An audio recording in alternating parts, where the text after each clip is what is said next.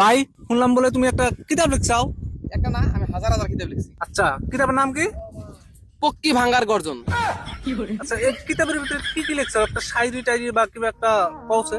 দেখো, আমার একটা করে কিতাবের যেটা একটা শায়রি লিখছি আমি, আচ্ছা এটা কিন্তু অ্যাকচুয়ালি তুমি কোটি টাকা তো পাবে না। আচ্ছা আচ্ছা, আমি সামান্য প্রাইস রাখছি কত করে? 1000 টাকা, মাত্র? মাত্র 1000 টাকা। আর আমি একটা প্রবাসী নিয়ে একটা লিখুন, কিতাব লিখুন প্রবাসীদের নিয়ে। আচ্ছা আচ্ছা। ওটার কিতাবের দাম হবো 1.5 কোটি টাকা। কেউ কিনুক চায় না কিনুক। আচ্ছা, তুমি এখন এই কিতাবের একটা ডায়লগ বলো।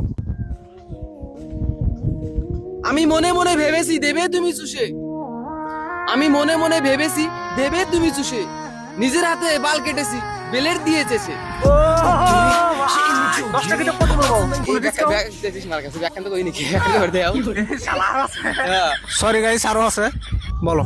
আমি মনে মনে ভেবেছি দেবে তুমি চুষে, আমি মনে মনে ভেবেছি দেবে তুমি চুষে, নিজের হাতে বাল কেটেছি বেলের দিয়ে চেছে, আমি ছিলাম তোমার আশায় তুমি কার দিলে চুষে।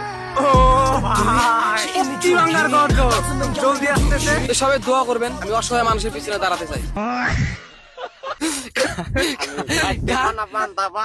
অসহায় মানুষের পিছনে দাঁড়াতে চাই। কার পক্ষে ভেঙেছে আমাকে বলো, আমি থটস অফ বিল্লাল। আচ্ছা। যাই হোক, খুব জলদি আসতেছে ভাই, এরকম করে হুইয়া রইছো কত? হ্যাঁ হ্যাঁ ভাই। আমার শিশু একটা শায়রি কবে।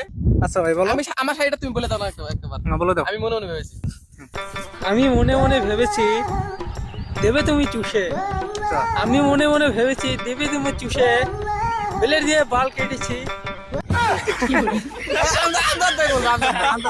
না না, তুমি বলো, তুমি বলো। পক্কি ভাঙ্গার গর্জন। পক্কি বাংলার গর্জন।